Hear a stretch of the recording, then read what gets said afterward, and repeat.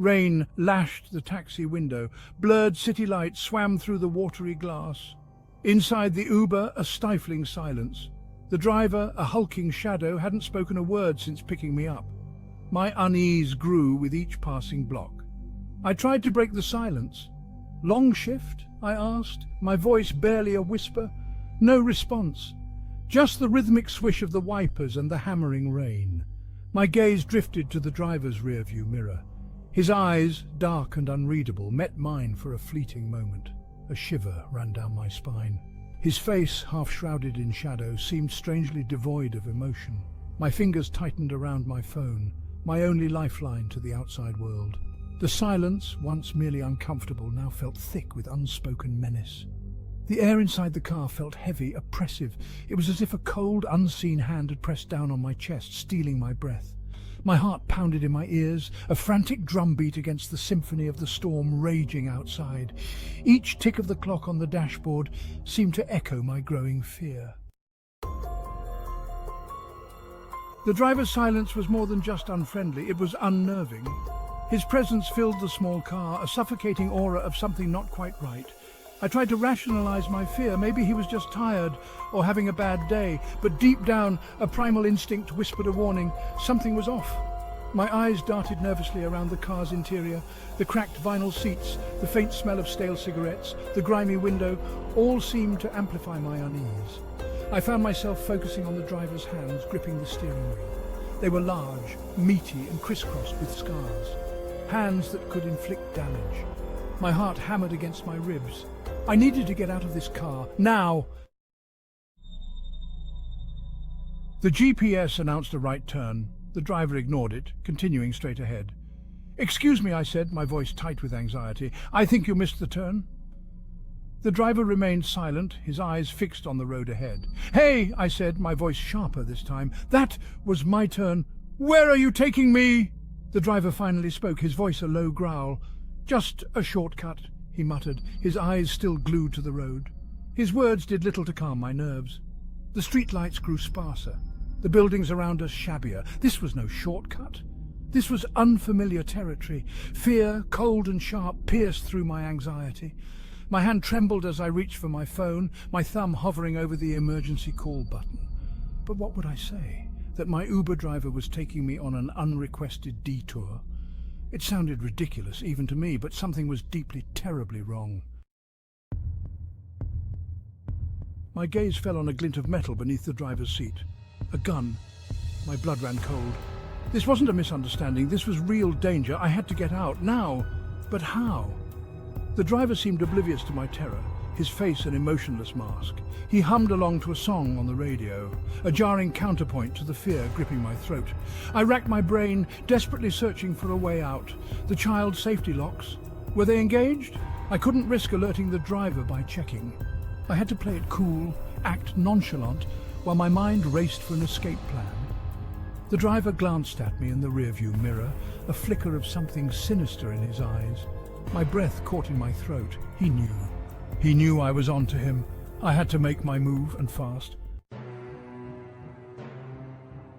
My mind raced, a frantic scramble for survival. The gun under the seat. It was both a threat and an opportunity. If I could create a distraction, just a moment of chaos, maybe I could make a run for it. But what could I do? My eyes darted around the car, searching for anything at all that could be used as a weapon. My gaze landed on my heavy laptop bag at my feet. It wouldn't do much against a gun, but it was something. I took a deep breath, trying to slow my racing heart. I needed to be calm, collected. Panic would get me nowhere.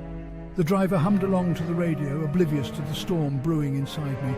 It was now or never. I had to take a chance. With a silent prayer, I reached down, my fingers closing around the strap of my laptop bag. Heart pounding, I swung the heavy bag with all my might, aiming for the driver's head. The bag connected with a sickening thud. The driver roared in pain and surprise, momentarily stunned. It was my chance. I fumbled with the door handle, my fingers clumsy with fear. The child lock! Of course. I scrambled for the lock, my heart threatening to burst out of my chest. Finally, the lock clicked open. I threw open the door and scrambled out, stumbling onto the wet asphalt. Rain lashed my face as I ran, my lungs burning, legs pumping, fear lending me an almost superhuman speed. I didn't dare look back. The sound of the car door slamming shut sent a fresh wave of terror through me. He was coming after me. Adrenaline surged through my veins, propelling me forward. I didn't know where I was going, didn't dare to slow down. The rain soaked through my clothes, the cold air stinging my skin. Behind me, I could hear the roar of the engine as the Uber sped up, its headlights cutting through the darkness like the eyes of a predator. I risked a glance over my shoulder. The car was gaining on me, its black shape menacing against the backdrop of the storm. Terror lent wings to my feet. I pushed myself harder, my lungs screaming for air, my legs burning with exertion. I had to find help, had to reach someone, anyone. But the streets were deserted, the buildings dark and silent, witnesses to my desperate flight. Ahead, a beacon of light cut through the darkness. A gas station, a small, brightly lit oasis in the storm-ravaged night. Hope surged through me, weak but insistent. I could make it. I veered off the road, my legs heavy and leaden, and stumbled towards the gas station, my breath coming in ragged gasps. The bell above the door jingled as I burst inside, the warmth and fluorescent lights momentarily blinding. A lone cashier, startled by my sudden appearance, stared at me with wide eyes. I didn't waste time explaining. "Call the police!" I gasped, my voice hoarse with fear. "He has a gun!" The cashier, his face pale, immediately reached for the phone.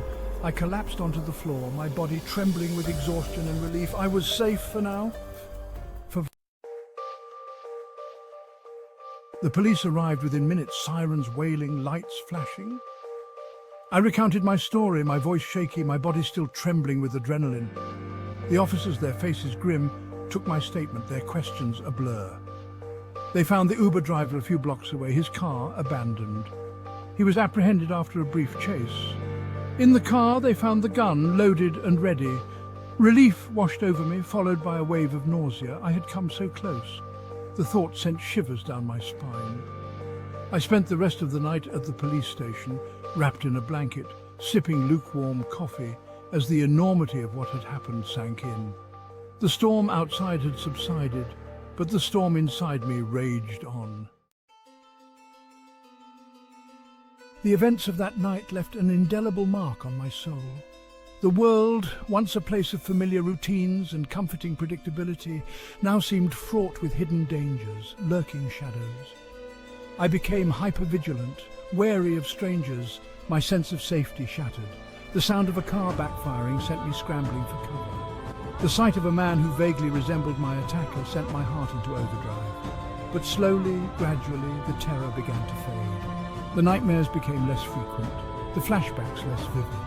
I learned to navigate the world with a newfound awareness, a heightened sense of my surroundings.